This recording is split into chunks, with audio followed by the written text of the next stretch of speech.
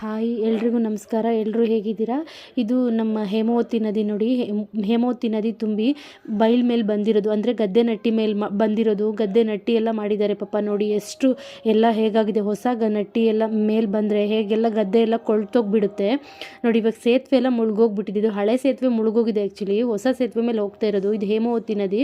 ಎಷ್ಟು ಕೆಂಪು ನೀರು ಯಾವ ಥರ ಬರ್ತಿದೆ ಅಂತ ನೀವೇ ನೋಡ್ಬೋದು. ಇದನ್ನು ಯಾರೂ ಎಲ್ಲೂ ತೋರಿಸಿಲ್ಲ, ಟಿವಿಲಾಗಲಿ ಎಲ್ಲೂ ತೋರಿಸಿಲ್ಲ ನೋಡಿ. ಇದನ್ನೆಲ್ಲ ತೋರಿಸೋದಕ್ಕೆ ಟಿ ವಿ ಚಾನಲ್ಗಳಿಗೆ ಪುರ್ಸೊತ್ತೇ ಇಲ್ಲ ಅನಿಸುತ್ತೆ. ಮೇ ಬಿ ಇಲ್ಲ ವೀಡಿಯೋಸೇ ಅವ್ರಿಗೆ ಸಿಕ್ಕಿಲ್ವೋ ಏನೋ ಗೊತ್ತಿಲ್ಲ ನೋಡಿ. ಬೇರೆ ಬೇರೆ ಅನವಶ್ಯಕವಾಗಿರೋ ವಿಷಯ ತೋರಿಸ್ಬಿಟ್ಟು ಅವರು ಇವತ್ತು ಆ ಬಿರಿಯಾನಿ ತಿಂದರು, ಆ ದೇವಸ್ಥಾನದಲ್ಲಿ ಪೂಜೆ ಮಾಡಿದ್ರು, ಅವ್ರು ಅಲ್ಲಿ ಹೋದರು ಇಲ್ಲಿ ಹೋದರು, ಅದನ್ನು ತೋರಿಸ್ಬಿಟ್ಟು ಸ್ವಲ್ಪ ನಮ್ಮ ಮಲೆನಾಡು ಕಡೆ ಗಮನ ಹರಿಸಿ ಇದನ್ನೆಲ್ಲ ತೋರಿಸಿ ಜನಗಳಿಗೆ.